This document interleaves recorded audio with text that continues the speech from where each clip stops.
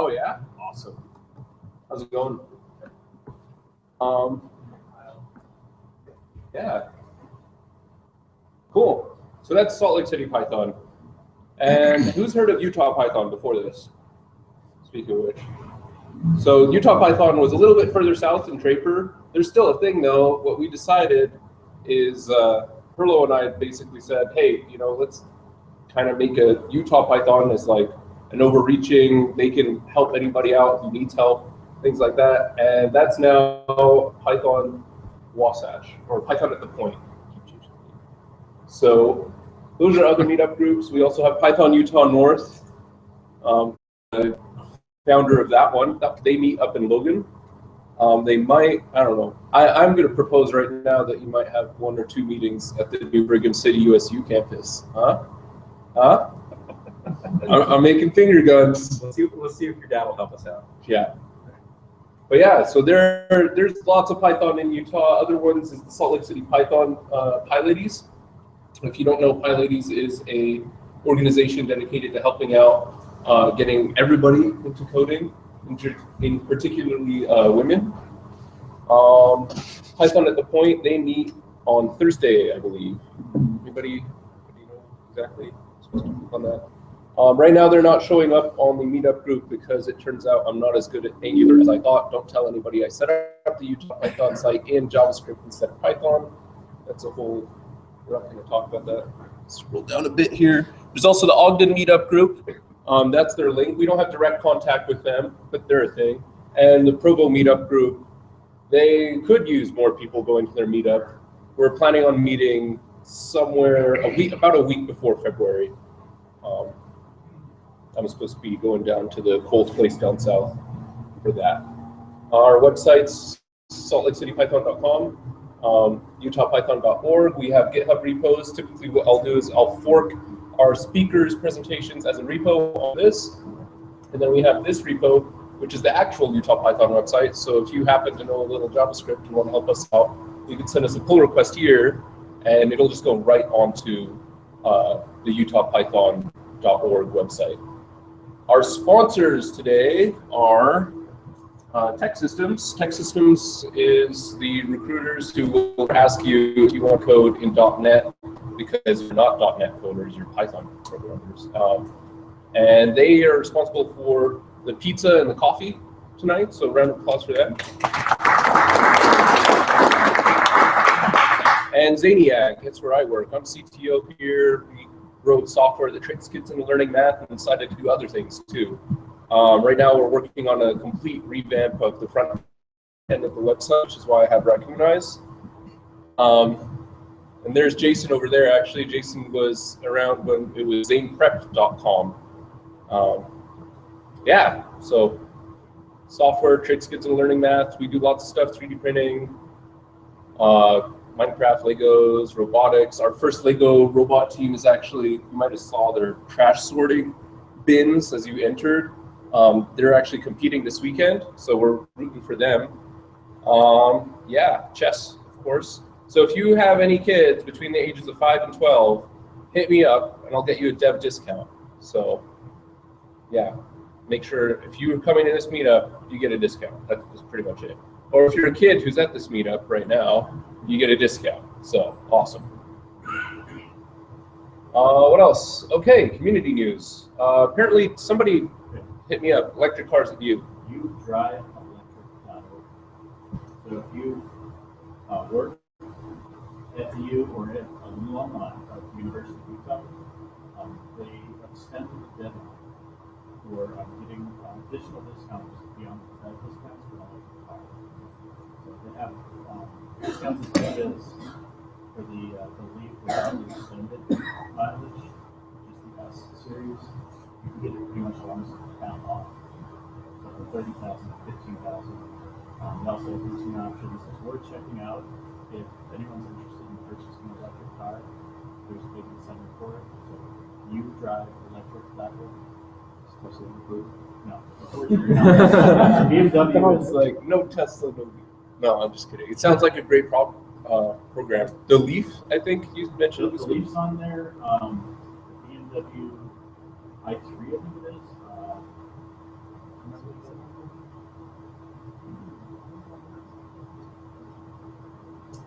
one or two others, but it's all one.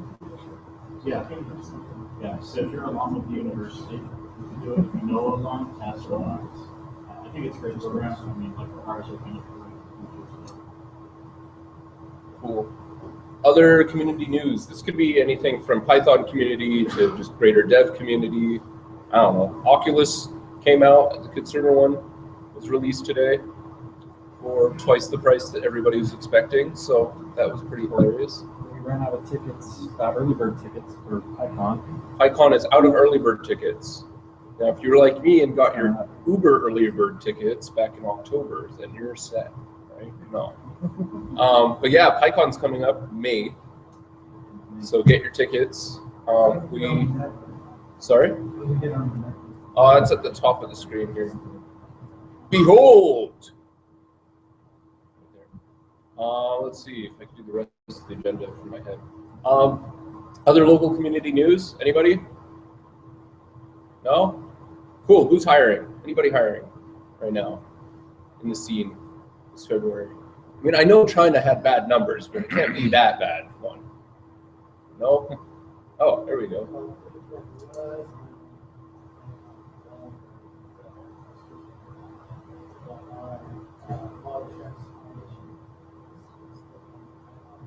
QA automation at dealer track. Yeah? Cool. I'm just gonna write it here. So if you don't know,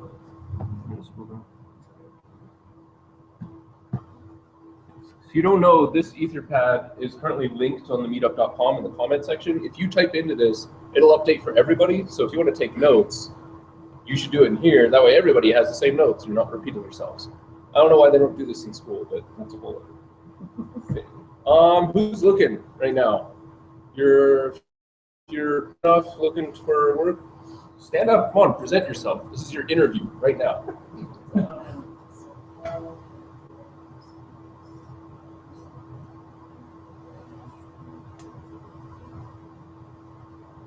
Sorry again, Seth Paul?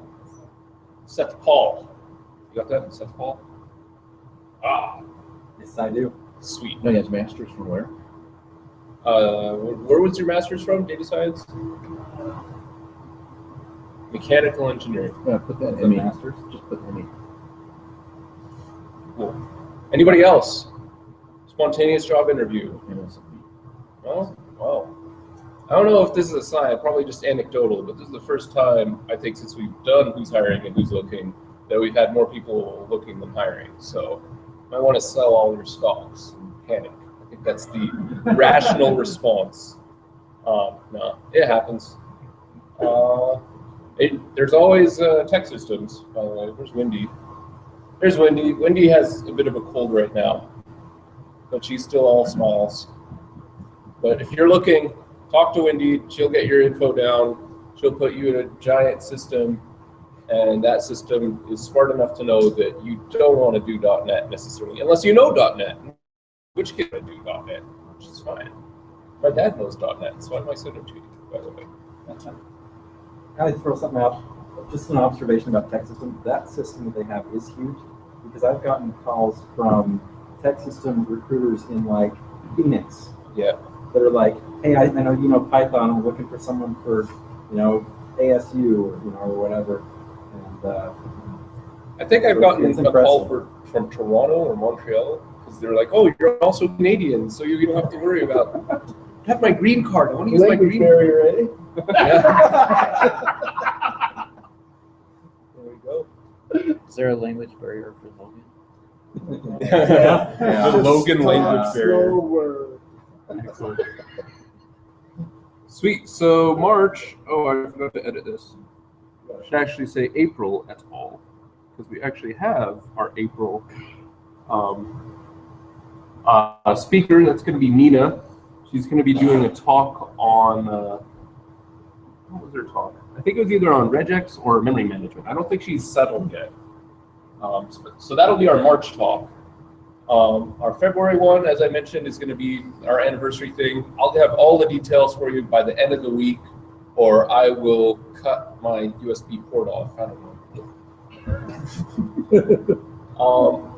I'll eat my socks. That's been a thing recently. Pretty funny. Yeah. So if you want to do a talk, anybody have a talk that they want to see coming up? No? Yeah? Oh, come on. It's just raining. Request library, that would be good. We'll take that in, request library. Python 3, anybody?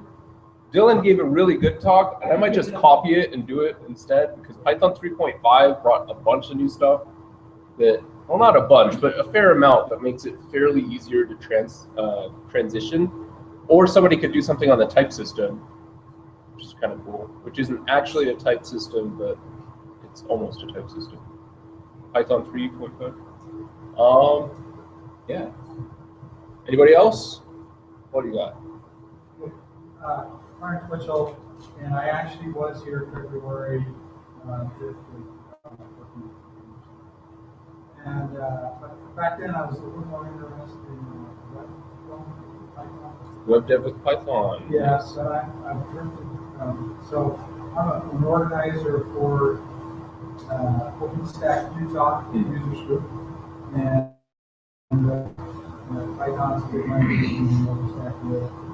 And so I'm just curious to see if everybody has some person that sort of stuff.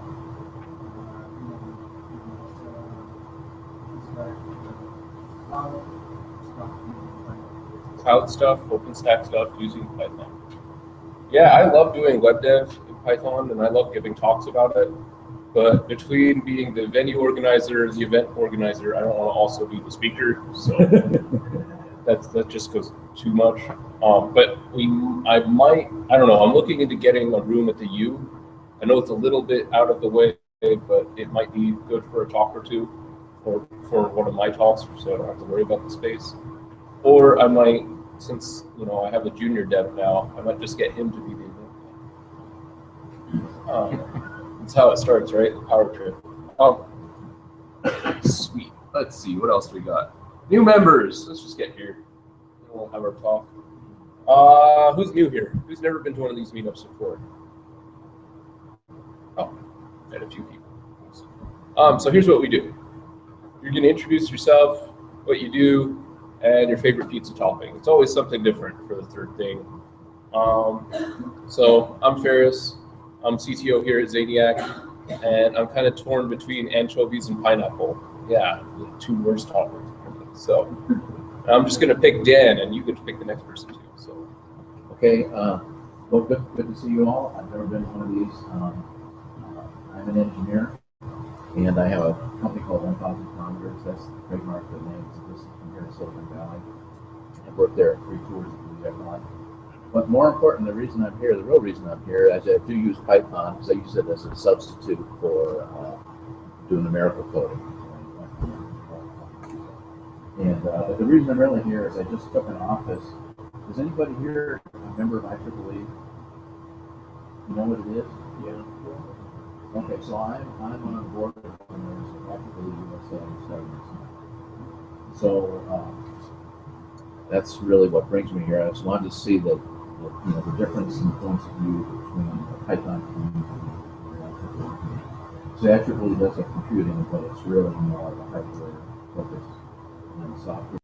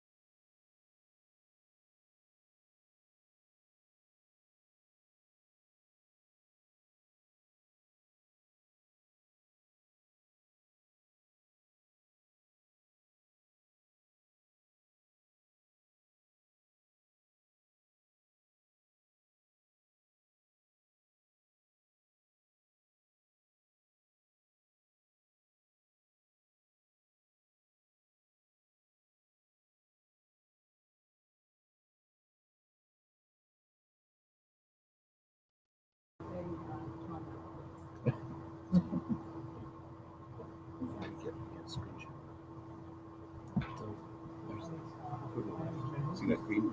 I work for bank. Whatever presentation. Or I'm delivering from every- Yeah, I think that's not working. That's true.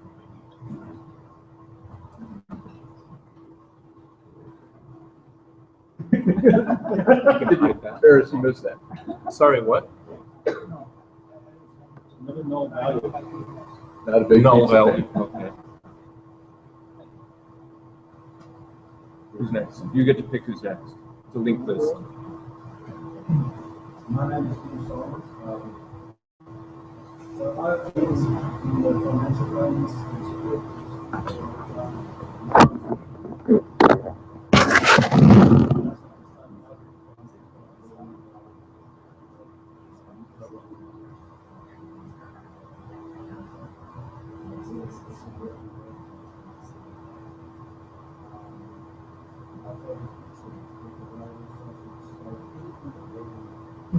Red meat. Healthy choices. Healthy choices. Mental health is a thing.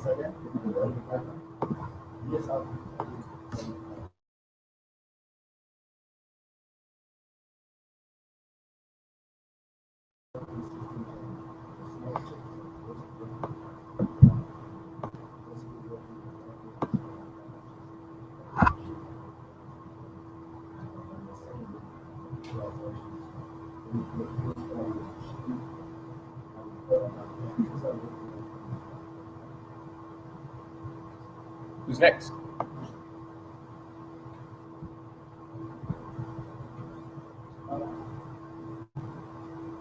You're not new. Oh, that's fine. You should. Time is relative. Yeah, go for it. Go for it.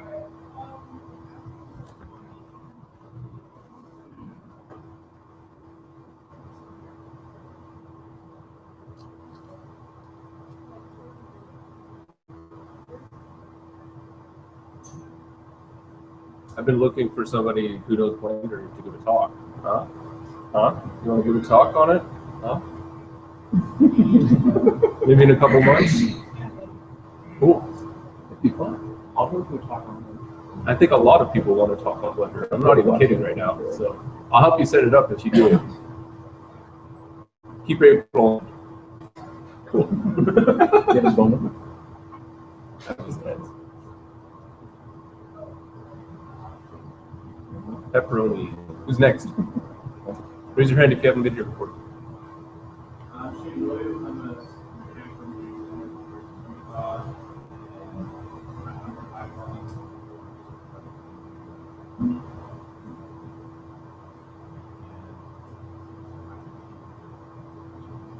Nice.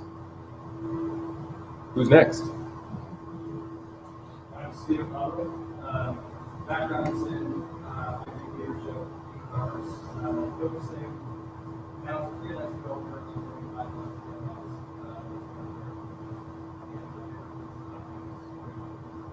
Nice choice. Who's next? Raise your hand if you've not been here before. I know somebody has. Come on. Oh, here you are.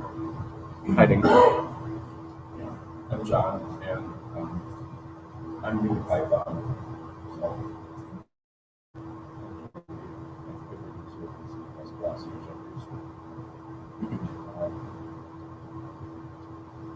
and my favorite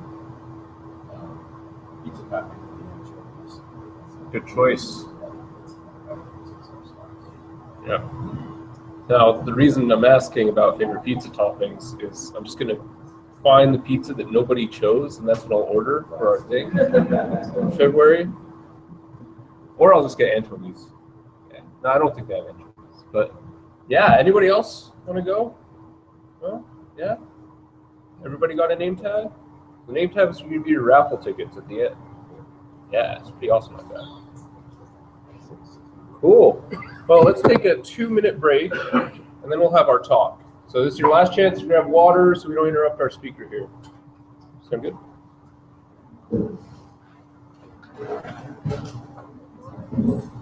This is mine, right? Yeah.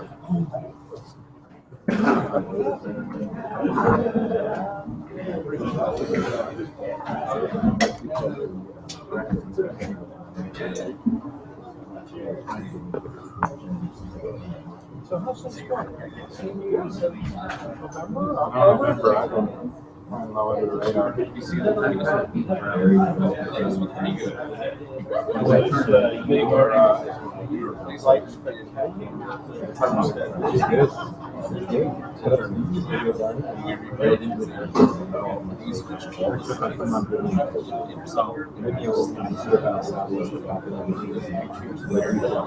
Yeah. He said Vimeo, that's when you use Vimeo, transfer money. No, videos on I have Vimeo. Yeah. Transfer, like I can transfer money to my son. You can actually type in math. It's a good app. I don't use PayPal. We've been waiting for the other side. Oh, you guys.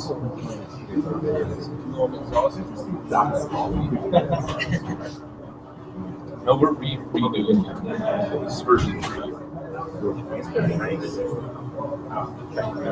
You should see in this video, there's like this little old lady who's like, we use the building testing service. And it was a little old lady that we got, and the person who was testing the site. And it was awesome, yeah, because it was like, I really like this. You know, he's using IE as well, and it didn't fail.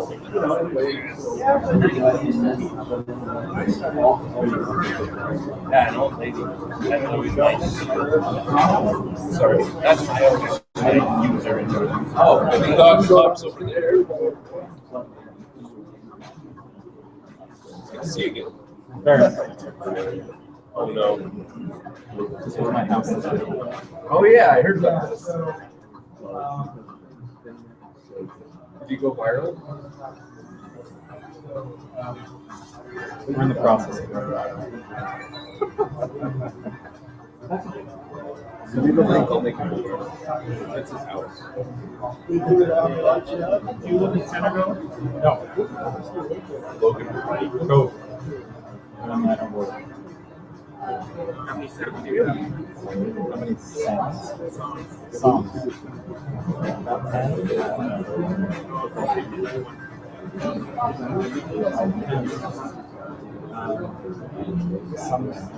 One song this year I did, it took me about 2 hours.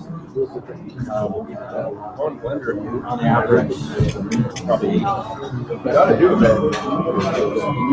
You're freezing that. There's a guy in Senegal. You want to do 3D printing? Have the URL. Oh, Bruce, I'm throwing in the 3D printing course. You're talking about it. Fine.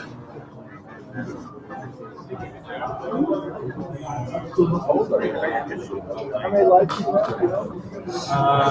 Everyone up there for the I'm just curious. Right, get it, girl. And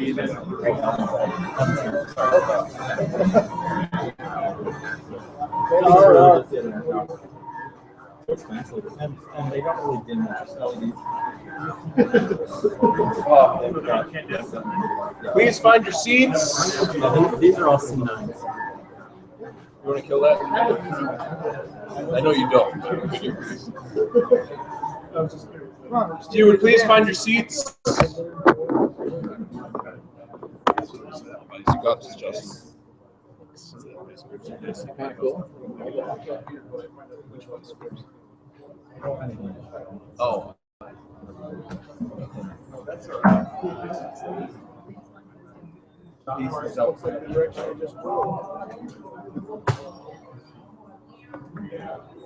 Well, it's a reference to nanotech. So it's all about these scales. But I thought it was pretty obvious, but I thought 100 engineers, one guy,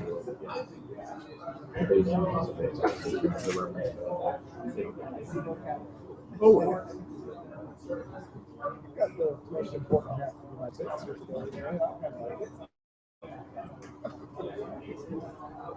well, actually, truthfully, the intellectual horsepower, if you were to put a balancing, you'll balance it here. This is true. The West is very pretty. There's a lot of positive things. But like, Guys, find your seats, please. Come on, Sam, get your water. So I could have started playing music. Sorry? You're going to keep playing music? So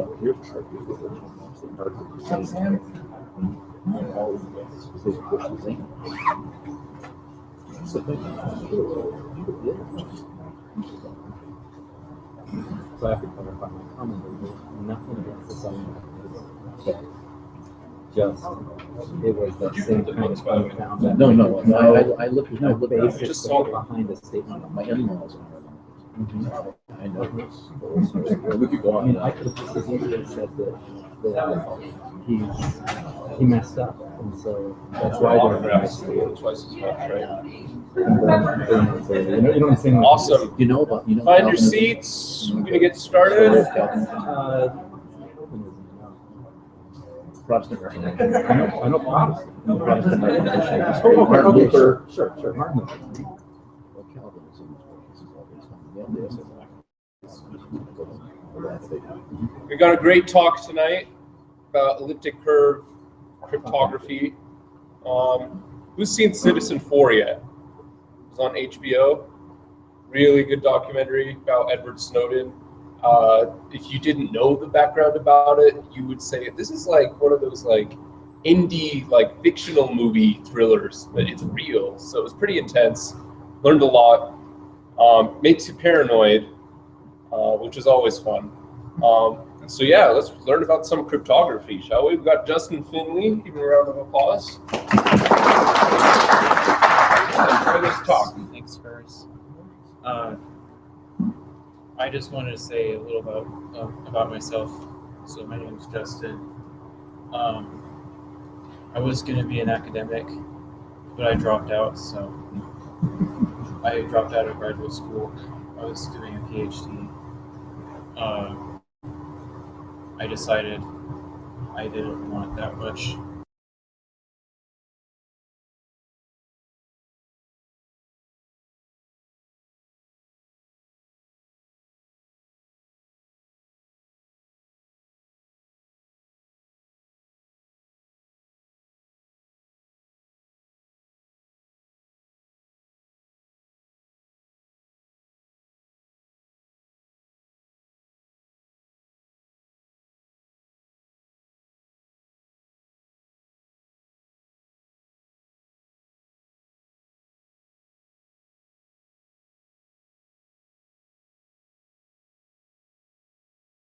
I had to drive clear down to Utah County.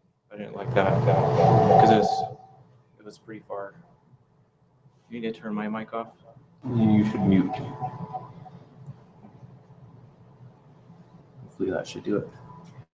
Okay. And I also want to say thanks to Ferris for setting up this meetup here, because I like living in the city, and Salt Lake is about all I can handle of Utah. No, I grew up here. Oh, okay. Yeah, Utah's a great place, but I'm kind of an urban snob, I guess.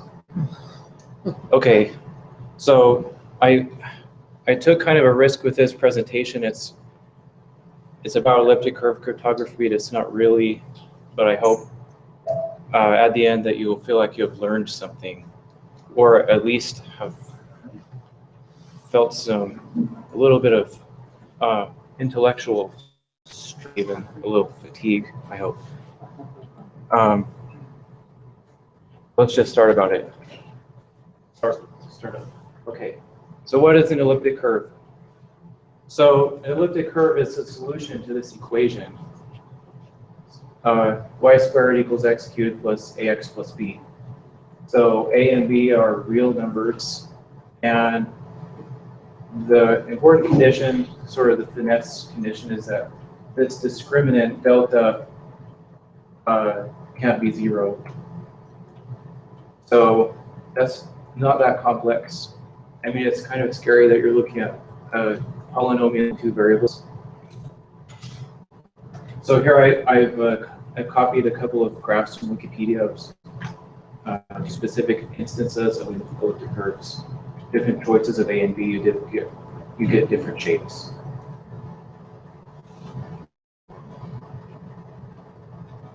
So why are elliptic curves cool?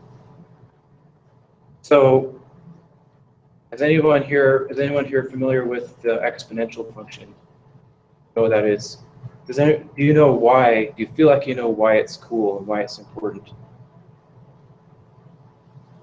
Well, the exponential function is cool because it's basically all you need in order to solve any PDE. Well, any PDE that's useful anyway, partial differential equations. Why is that? Because if you take the exponential function over the domain of complex numbers, not only does that single equation give you everything you need to know about trigonometry, it also gives you everything you need to know about hyperbolic functions as well. So there's a lot of, it's also fundamental to some very, very important theorems in calculus analysis. So elliptic curves are kind of like the same thing. It's an idea that was discovered a long time ago, and it keeps getting rediscovered in new and interesting and surprising places. But mainly, they're so useful that people just sort of use them as basic tools to do all kinds of things. So for example, the Riemann zeta function, this is the complex plane. This is the real axis here, and this here. This is the imaginary axis. So this is the value of the zeta function plotted over that. This is the definition of that function. It's a sum of rational terms here, or you can define it in terms of the gamma function. Is anyone familiar with the gamma function?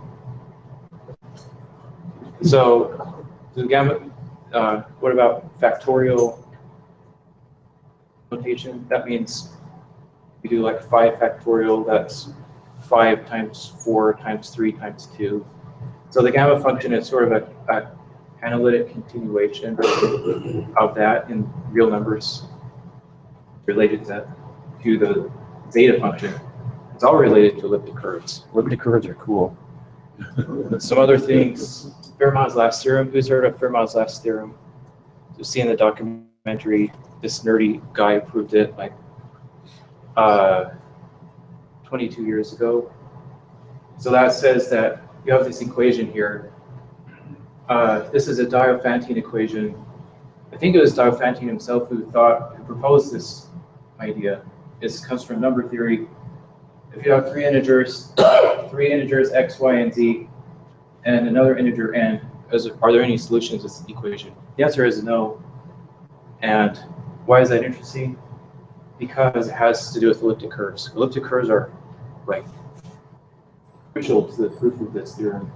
And he proved this by proving a very minor case of this one. It says something about the correspondence of elliptic curves and modular forms. Another thing I want to talk about is Galois theory. So how many of you know the quadratic equation? You've used it before. It's simple enough, right? But getting a handle on all of the weird cases that come up with it, I mean, that's the solution that eventually led to imaginary and complex numbers after all. So that's the solution to the general quadratic equation, the quadratic formula. There's also a general solution to the cubic equation. It is very big and very ugly. And there is a general solution to the quartic equation, which is beyond ridiculous. However, there are no solutions, general solutions to kintic equations and higher. So what do mathematicians use to deal with that stuff? Well, they use what's called Galois groups, Galois theory, and all related to elliptic curves. Also, Lie theory that has to do with the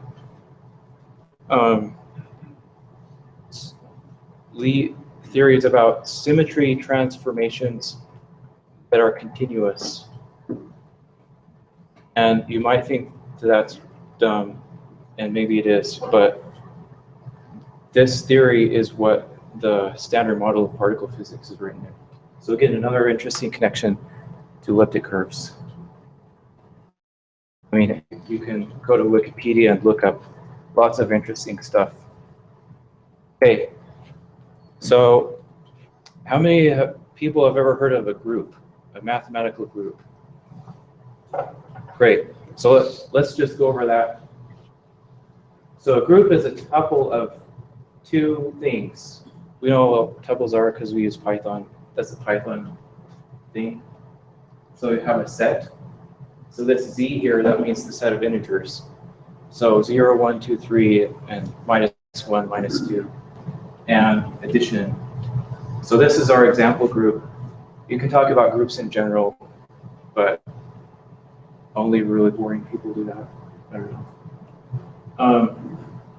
So 5 properties. Closure.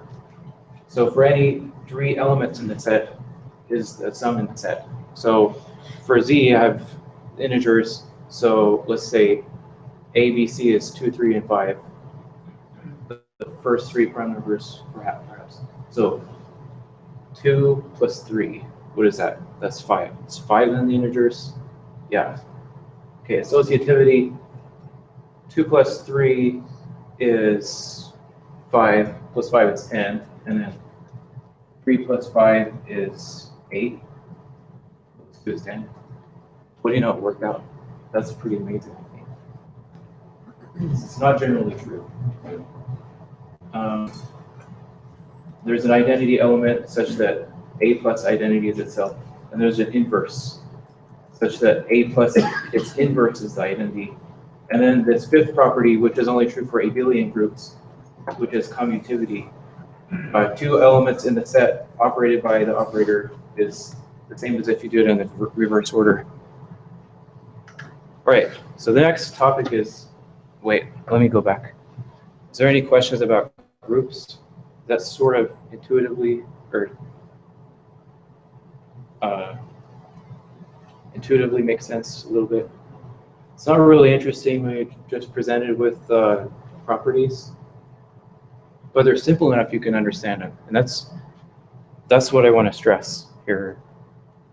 Okay. So any questions on groups? Okay. So a field is like a group, except we add another operation, make it more interesting. So we're going to take the integers again, and we're going to add multiplication. So we have an ordered triple now. We have the set, and we have 2 operations. This is all the information we need to talk about the field. So the first set of properties is that the group Z in addition is, well, this is a group. This tuple is a group. The second one is Z minus 0 under multiplication is also a group. So think about it. The reason for that is 0. What would be the inverse of 0?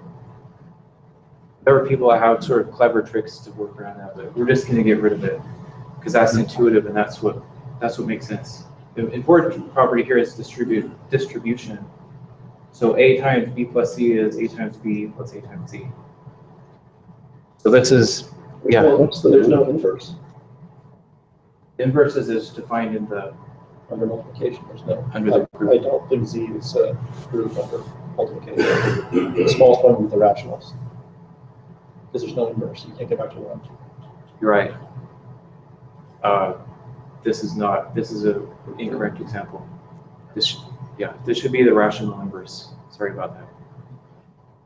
So let me talk about that for a second. So Z minus 0 inverse of 2 under multiplication. So what? Okay, first of all, what's the identity under multiplication? It's not 0. It's what? 1, right? So 2 times what gives you 1? Right. 1/2 is not an element of Z. So I screwed up this slide. But thanks for pointing that out.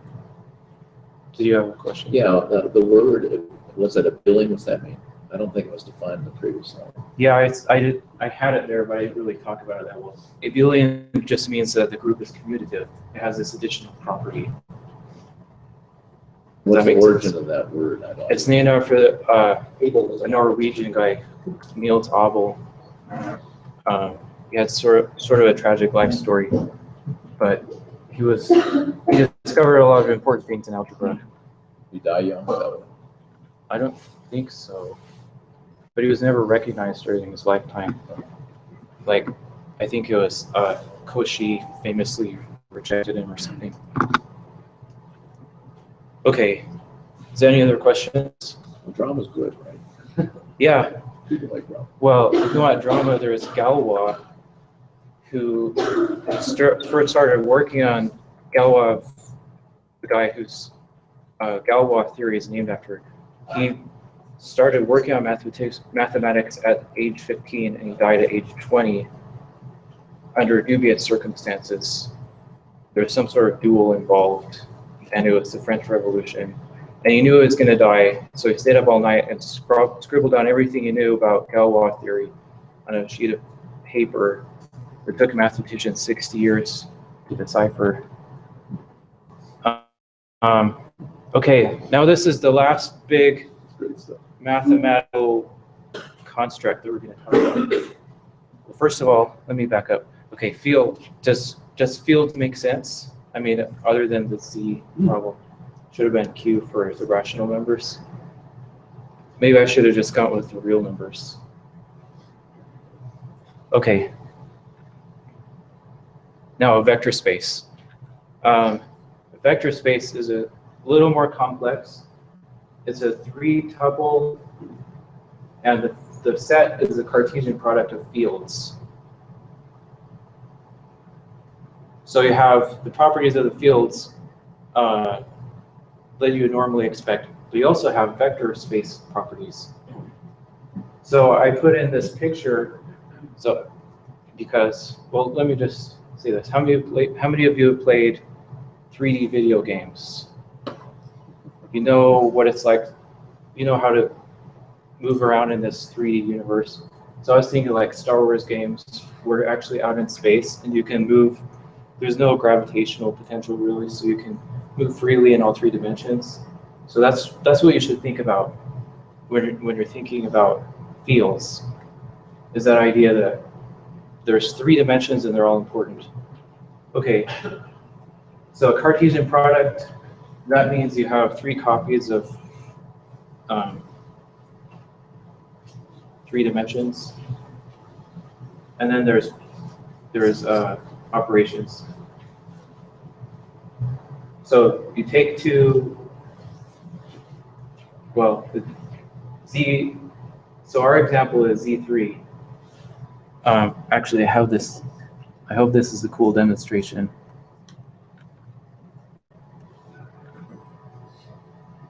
Don't crash, don't crash, don't crash.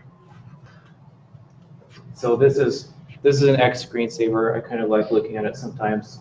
This is a 3D grid of dots. This is a representation of Z3.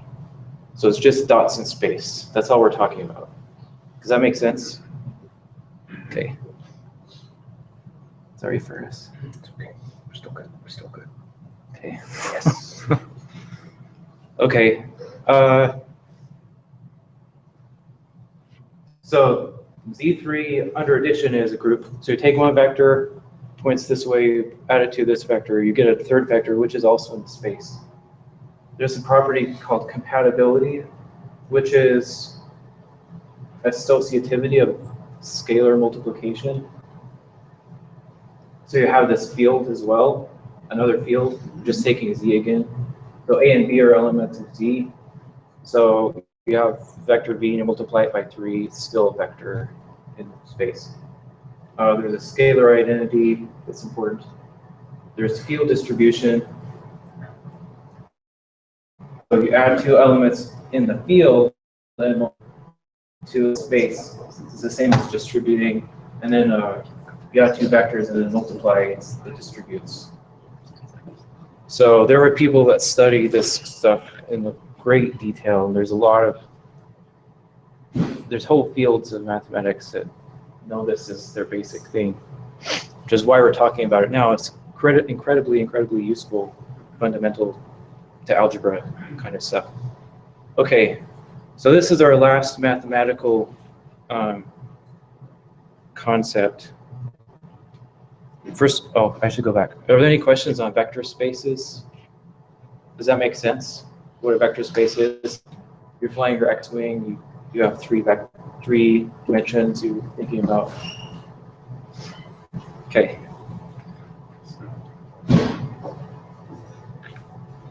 This is maybe the weirdest idea, but it's not the least intuitive.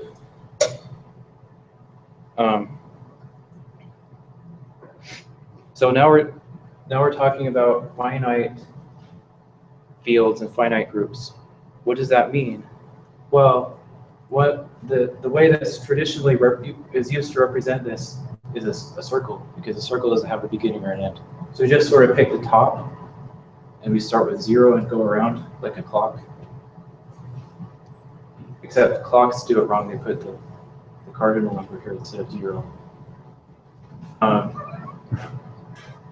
This is a 13-hour clock, which is also important that it should be prime for reasons that I'm not going to go into. So let's take this 13-hour clock and add 7 plus 8. 7 plus 8 is 15. So it's 13, 14, 15. 15 is equivalent to 2. You could go around as a lot of times and you still get 2. That's the basic idea, is that you modulo out the, if you get an integral amount, you just subtract it and you have the residue, which is 2. So it's exactly like the modulo operator that you're used to in programming. So it also works for multiplication. I mean, it's closed. 10 times 10 is 20, but we're still able to map that into our residual cell, which is 7. So if you go through, you can actually work out that this is a group, even a field. So you can do everything you thought you could do with Cartesian space, you could do with discrete space, you could do with finite discrete spaces. I stole this picture from here. That's why it looks ugly. Okay, sorry, there's one more thing that's very important, and that's the projective plane. So what does that mean? The projective plane is, you can think of it as the R2, the Cartesian product of R with itself, which is like the normal Cartesian plane you learn in elementary algebra, but it includes this weird idea called a point at infinity. And the point at infinity completes the set in ways that are very useful. So you think about parallel lines, they'll actually meet at the point at infinity. So these are the important concepts for the projective plane. If you have 2 points in the plane, there's only one line that connects both of them. So if you have parallel lines, the point at which they connect is the point at infinity. If you have 2 lines and 1 point that's it's in both lines, but you have 2 lines, every 2 lines only shares 1 point. Does that make sense? If you include the point at infinity, you can say that about all lines. And then this one is kind of complicated. I don't really understand what it's saying, but it was there in the definition, so I had to include it for. It's 2 points define the lines. If 2 of the same points between 2 lines, those lines are the same. Right. Yeah, that makes sense. I think that's what that sense. So where does this all lead? Back to elliptic curves. Why? Because in order to do the algebra over the points on the curve, you need to use the projective plane. And the point at infinity is the identity element in that set. So the elements of the set are points on the curve. It's actually, for cryptographic purposes, you have a finite field even. You don't just have any random points on the curve. But we're not going to get into that. So that's the math. Is there any comments or thoughts on that? Does that make sense? Yeah. The only thing I noticed the first slide, it's Yeah. multi-valued function. So you have more than one point. That's the most peculiar. Right. The equation is. That picture shows. Yeah, the equation is. So there's this idea called the theory of equations, and this is a functional equation. The solution to this equation is a function, or family. Well, actually, families of functions. Instead of a set of numbers, like you don't solve for x, you solve for f of x and y. So, for example, a differential equation is a functional equation. The solution to the equation is a function. This is the same here, except we just have polynomials and no derivatives and stuff like that. Okay, so how are elliptic curves useful for doing cryptography? So that's what we're talking about here.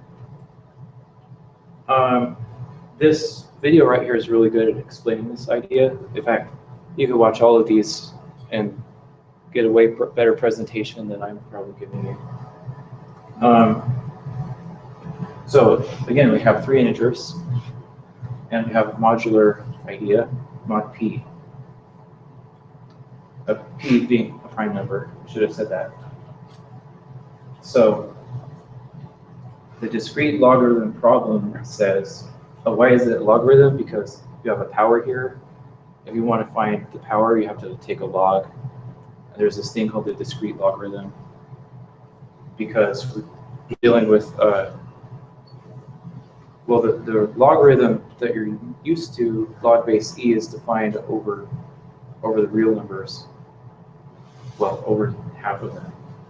But this is defined over a finite set of numbers, but it's the same kind of function. The important thing, though, is with any cryptographic system is that it's a one-way idea. If you know something and you run it in through the system, you get something out. Can you send that over an untrusted network in an untrusted situation somehow and have reasonable expectation that no one can find out what's going on with it?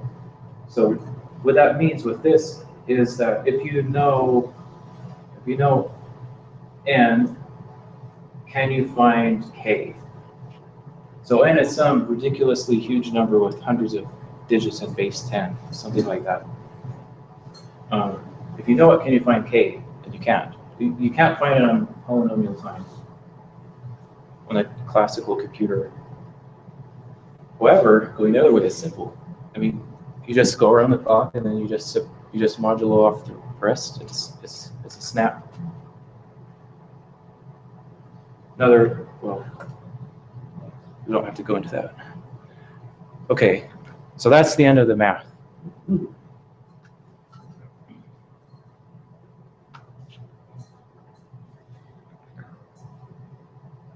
I went into math because I liked being challenged. Of course, we all know, because I think I'm gonna make a generalization and I say that we're all nerdy kind of people, and normal people interact with us. Usually, the interaction usually goes like this: you do technology thing, you must be so smart. And I hated that. I hated it a lot. So what I think of is I'm stupid. I'm like one of the stupidest people in the world because I spent so much time learning this kind of stuff. Wasted all of that time, and what does it really get you in the end? So that's math. However, I think it's important to feel your mind expanding, because I mean, I didn't know that when I scheduled this with Ferris that this has become such a controversial topic. I think it's important that we know what it is that we're relying on. secure cryptographic systems is a very crucial keystone in everything that we do. And the better we understand it, the better off we're all going to be. And in fact, all of that math we went over doesn't, it's actually not that different when you talk about like normal, I guess, so-called normal cryptography. It's with elliptic curves, you're just working with elliptic curve cryptography. You're just working with elliptic curves. With the DH kind, yeah, Diffie-Hellman. You're working with like Galois groups and stuff. It's basically the same thing. Okay, so let's talk about some useful things you do with cryptography. So hashing. A hash is, well, there's a lot of ideas of what a hash is, and you can construct a hashing algorithm for whatever your purpose is, just sort of tailor to what you're doing. For cryptographic purposes, we want hashes. Well, there are a lot of purposes. There's a set of things you want. One of them is you change one letter, the hash is completely different. There are some hashing circumstances where you don't want that. The important idea, though, is that you have an arbitrary set of data, terabyte. You take a hash of it, and that hash, the algorithm has made a reasonable guarantee that that hash is going to be pretty unique. So you can use that. Basically, hashing is a shortcut for overcoming things that just take too long to compute. But it's very important, otherwise cryptography would not be practical, I don't think. So I apologize for this hokey graphics. I got it from this book from this guy at OSU, Ohio State. If I had a little more time, I've done my own graphs. I mean pictures, but I think this would be good enough. So I think everyone can pretty well understand symmetric keys. What that means is you have a key that's shared by both parties, and you communicate that key in some secure situation, so that when you need to send something over an insecure channel, that you can successfully communicate. So the same key both encrypts and decrypts. And then with an asymmetric key, you sort of cut that key into two pieces. Well, you have two keys and you cut them both into two pieces. And that's the public key and private key. I'm sure we're all pretty much familiar with that.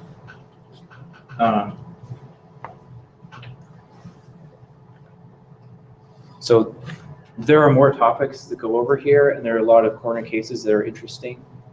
And libraries and algorithms spend a lot of time working out these details, and it's very, very important to do so. But I think this is probably the most interesting and useful thing. And I'm sorry this isn't annotated very well. So you have your message, and you get the hash of it. And you take so in this situation, you start with your message, you encrypt it with your private key.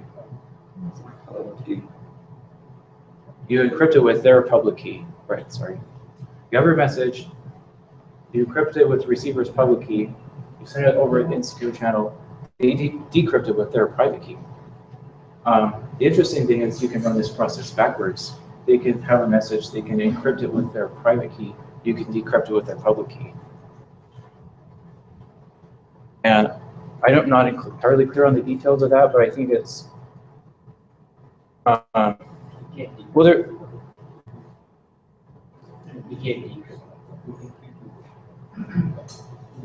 not.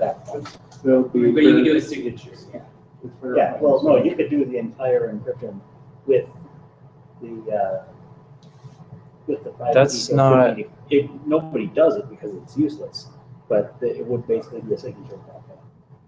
That's not. I didn't. I mean, that contradicts what I learned, what I read. But you could be right. about that, but let's just go over this process because I think we can understand it clearly. You take the hash and you assign it, or wait, now I'm getting myself confused.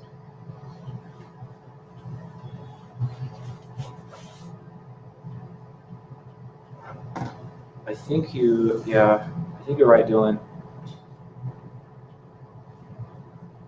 Okay, so let me tell you about a process that I do know. Sorry, were you going to say something? The signing and encrypting is different. Because in the encryption stage, you can go both ways.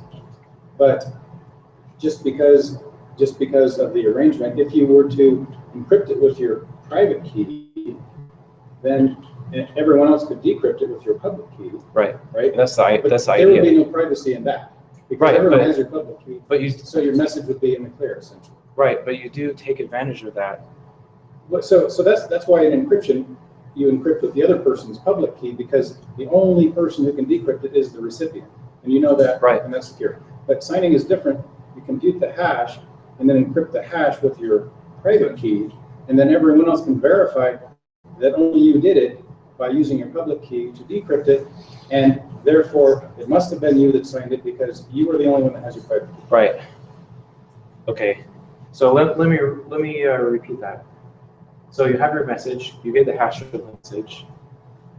So you have that, and you use your private key to encrypt the hash. Yes. And you send that encrypted hash along with the encrypted message. Right. And then everyone else can use your publicly available key to confirm the signature. Right. So you can decrypt it, and that establishes with cryptographic security that you must have signed it. Right. So the process I was getting confused with is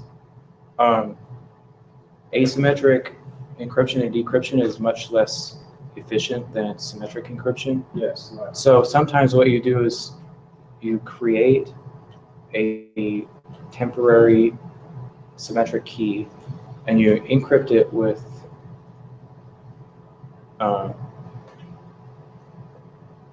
is that right? You encrypt it with your public key? Or the recipient's public. You use the public keys to establish to exchange a session key. But you still use the same key process to encrypt the session key. There is no session key. Well, you call it a session key at that point, but it's like PGP. But with PGP, you generate a temporary key or a one-time use symmetric key, and then you use the public part of the recipient's key, asymmetric key, to encrypt the symmetric encryption key. Right. Ship it along with the message. Right. So you use the same encryption decryption process as with everything else in encrypting that symmetric key. This is the reason why no one likes to do encryption, because it's confusing. I sort of feel like it's a moral responsibility that we work on that.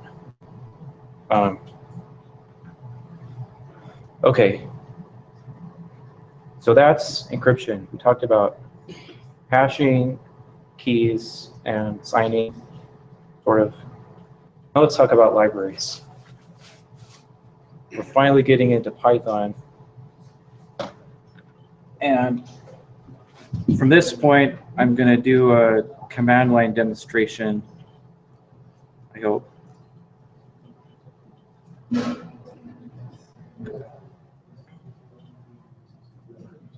Did it crash?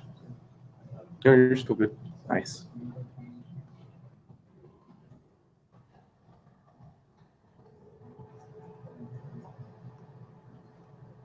Is that readable? Okay. So, there's this library. Is anyone familiar with a guy named Dan Bernstein? He does odd projects here and there. So of course, of course, elliptic curve cryptography is patent encumbered. So Dan Bernstein and some other mathematician, computer scientists got together and they wrote a library that carefully skirted around all the patents, because that's how progress works. And they say we're supposed to call it SALT, but I work at a company that's called SaltStack, so we call it NaCl there. I never liked NaCl. I like to say NaCl, sodium chloride, whatever. So NaCl, they have a website here. Ironically, they don't have SSL on their.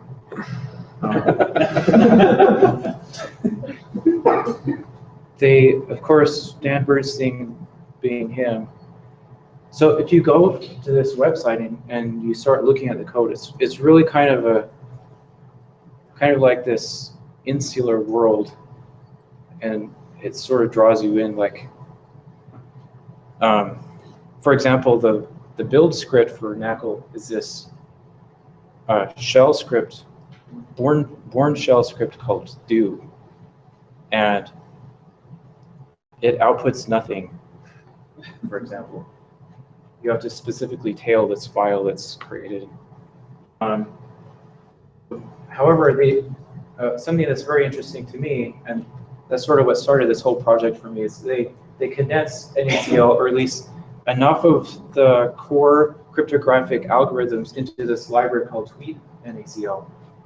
And the reason it's called that is because the library is small enough that if you remove all the white space and stuff, it fits into 100 tweets, and it still compiles. They didn't include the header file though, and I think that's kind of cheating. Well, now everything's going to fit on it. So what? Twitter's. Oh right, yeah, you're right. Well, so I work at a company called SaltStack, and we do infrastructure management. And that means that we want to get our software in as many places as possible. I mean, everyone wants to do that, right, to some extent. And dependencies are a double-edged sword, right? You find a dependency, you think it's the awesomest thing you've ever seen, and you want to use it, like requests, for example. I hope nobody gets mad at me for saying this, but requests is a really great library, but it's packaged really terribly. So if you want to use it as a dependency, we had tons of problems with requests because it was so hard to get on esoteric platforms or just get it consistently packaged. So that was the idea here. So what I did is I took tweet.NaCl, the source code, I converted it into Python code. So this is actually the last step for SaltStack to get into any platform that Python is installed on. If Python's on there, Salt can run with full support. I haven't really looked at the optimization yet though, so I don't know. I was actually working on that yesterday. There's a library that we have at SaltStack called libnacl. It wraps around NaCl libraries. The main idea with this slide is there's these two libraries, libnacl and PyNaCl. These are the libraries you're probably going to use in Python. So I've also written this other library here, libsodium, which is a more friendly implementation of NaCl than Bernstein-like purity, I guess. So if you're interested in that, you might find this very informative. So the last thing I'm going to do is run through a couple of examples. I hope I don't do anything that embarrasses me. Here's all my files. You can find them on GitHub. I'm going to give that to Ferris after we're done. It's already in the Etherpad. Cool. Okay. So first of all, let's go through a simple symmetric cipher using, where is it? That message. Using XOR. You're like, that's a dumb cipher, and it is. So I grabbed this string. This is part of the first sentence from Portrait of the Artist as a Young Man by James Joyce. Which, if you know anything about James Joyce, so think about it and you're like, does that really make sense? So I thought that would be a funny pun to like talk about encryption with. You decrypt it, but it still doesn't make sense. So how do you decrypt it further? Yeah. All right. So let's run this.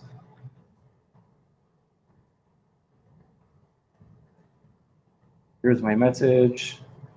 I'm encoding it so it's in bytes instead of a string. Guess I could have done that in a way that looks cooler.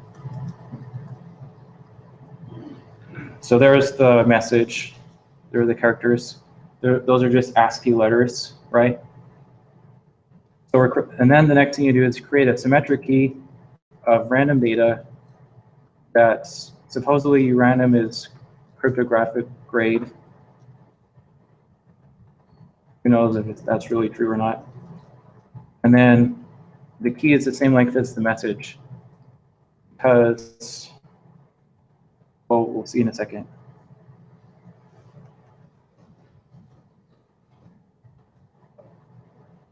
Guess we're going to look at the characters in the key first. There they are. So these are distributed between 0 and 255. They're not just ASCII letters.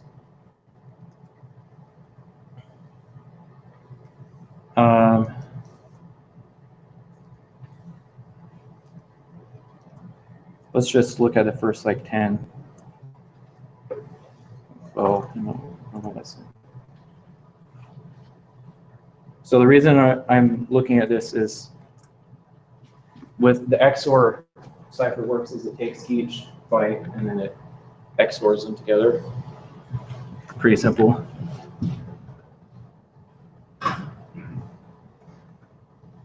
Right, well, let's encode this.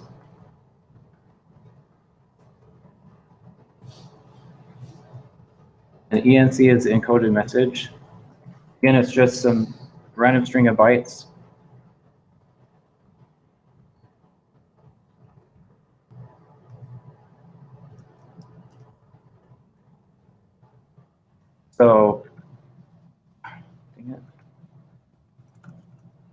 So ENC is an array of bytes, and then I'm just going to print it as a string.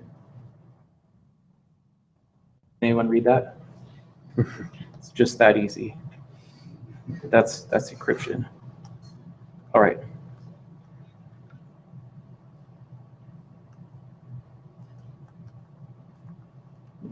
But I'm going to show you how to do that. To decrypt it.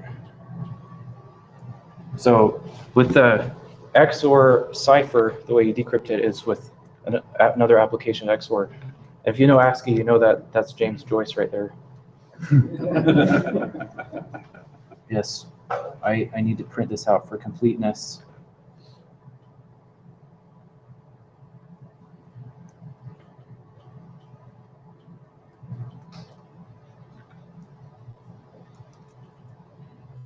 There we go.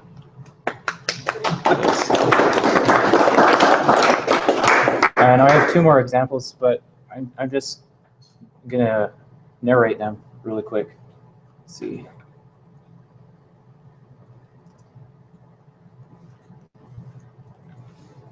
So if you don't get anything else from this presentation, I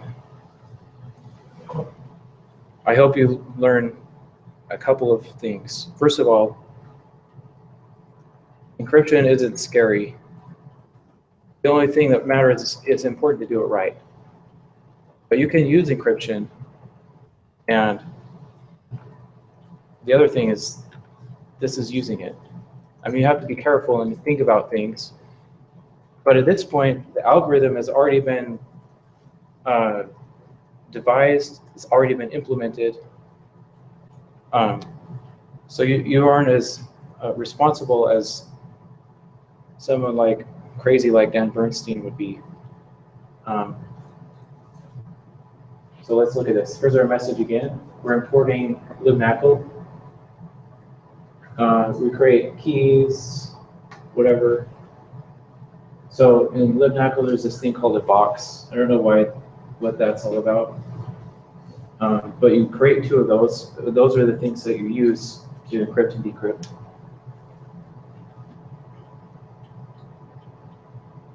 So Bob is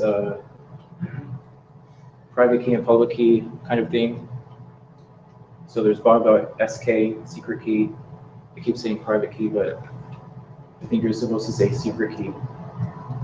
So you create the box with Bob's secret key and Alice's public key. Alice's box with her secret key and Bob's public key. You encrypt the message using Bob's box and decrypt with Alice's box. Or you can go the other way using the other key pattern. But that's it. That's the encryption, really. I mean, you have to.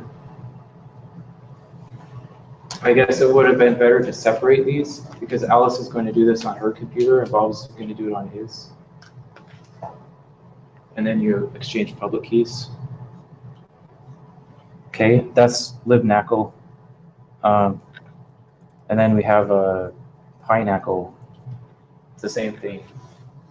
Message, secret key, public key, that box thing.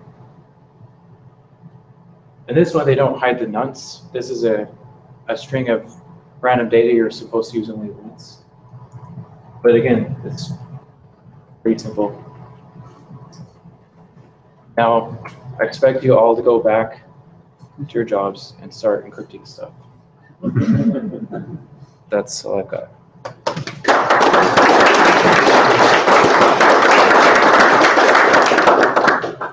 Yeah, Dylan. How does this compare to some of the other like two other libraries I've seen? The PyCrypto and Cryptography. PyCrypto and M2 Crypto? Well, there's PyCrypto, and there's one that's just called Cryptography. They're both Python. Oh, yeah. libraries. I don't know. So, yeah, PyCrypto. I've heard of both of those libraries. I'm more familiar with PyCrypto, but not that familiar. PyCrypto basically is just a very general purpose cryptographic library. It may not even use elliptic curve cryptography. I'm not sure. I could be wrong on that though. Yeah. So having poked around at some of the raw cryptography libraries and looking at that code that you had up just a minute ago, yeah, the concept of the box is really handy. Because when you're encrypting, you don't just care that the other person is the only one who can read it. You want them to be sure that you sent it. And so the parameters to the box are the things that are giving it both the key for encrypting and the key for signing. Yeah. And so, and just that abstraction and the way that it's put together in that library is significantly more convenient than the current out-of-the-box libraries that are included in Python. Yeah, well, when I implemented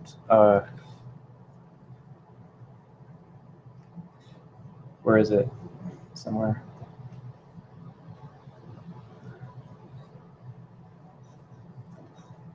When I implemented NaCl for myself, it did get pretty. No, that's not it. It was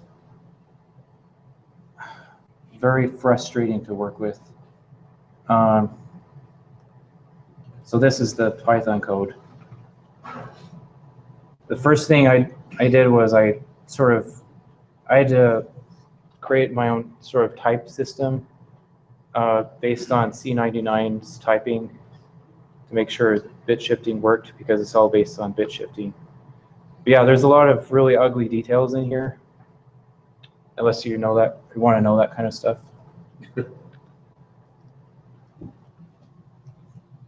Anything else?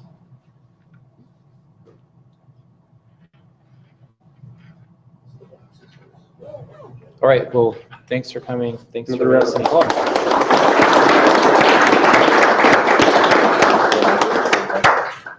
So everybody's going to encrypt all their stuff now? All of it? Yeah? Cool.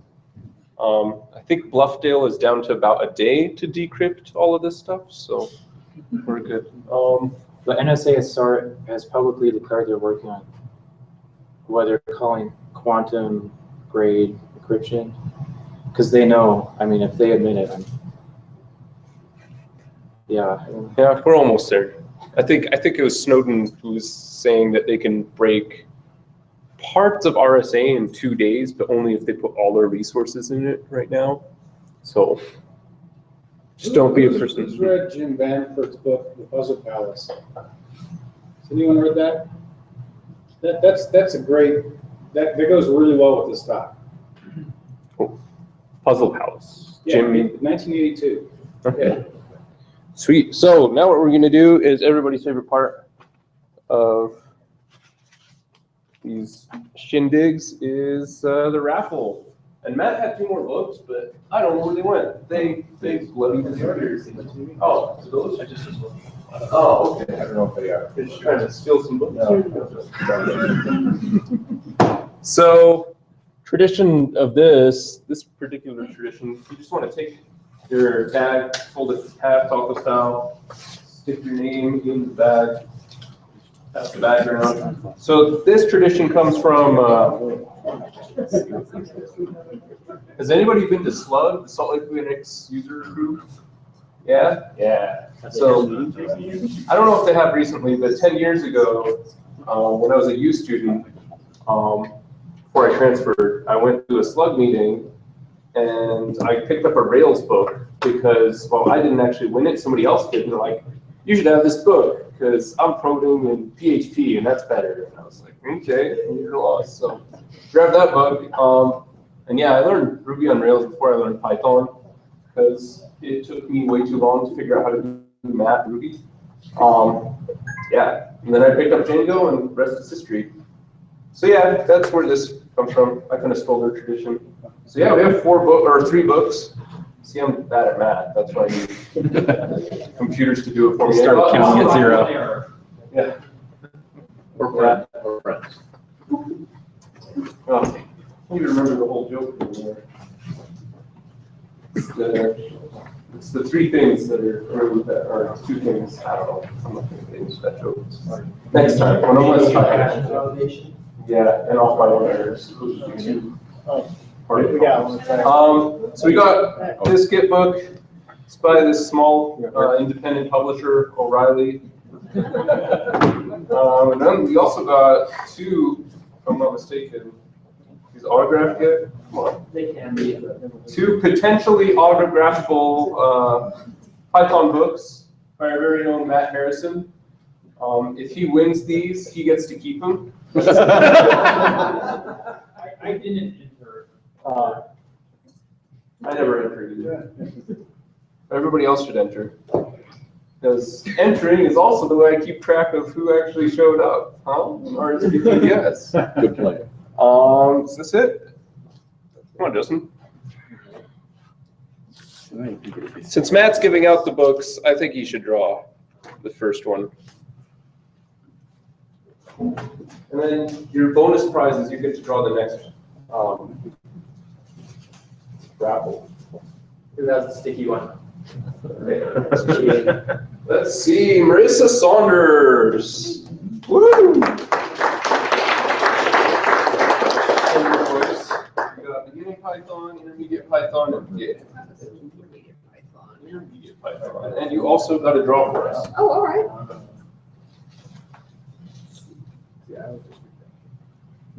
Justin Findlay. Justin!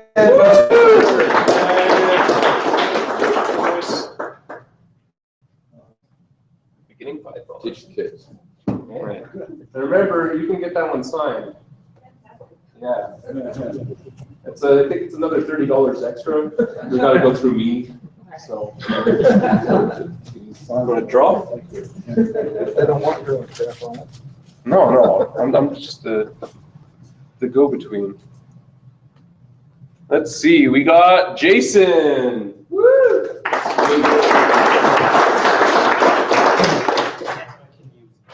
Yeah, you definitely can. I've seen your version history, sir. Oh, thanks. This guy. Okay. Yeah, that's all I got. That's it. That's our meetup. Our next one is going to be a lot of fun. I'll have, as I said, I'll have details by Monday. I'm estimating at most $30 a person, but that's like upper limit. I'm aiming for 20 for the sign up, but you have to take into account that I have to pay credit card fees if I take registrations online with your card, and it's like a ridiculous amount. I think it's like 14% or something to use meetups because they take a nice fat cut. You take Bitcoin? I'm down for taking Bitcoin. I have to figure this out. The other thing is our articles of incorporation have been submitted, and I'm getting like all this bank account stuff set up. So it's tricky, but I'm gonna figure it out somehow. All of our accounting, by the way, is open. I keep making these jokes about authorship, royalties, and all this other stuff, but it's all open. Like, I'm not corrupt. Like my background might be Syrian, but I'm not corrupt, so don't worry. Yeah, that's all I got. If you want to help me clean up, that would be awesome. If you want to talk to me, I'm going to be walking around cleaning up, and you get to tail me while we walk around cleaning up. But yeah, that's what I got. Thanks again for coming. I'll see you next month or in March. Back to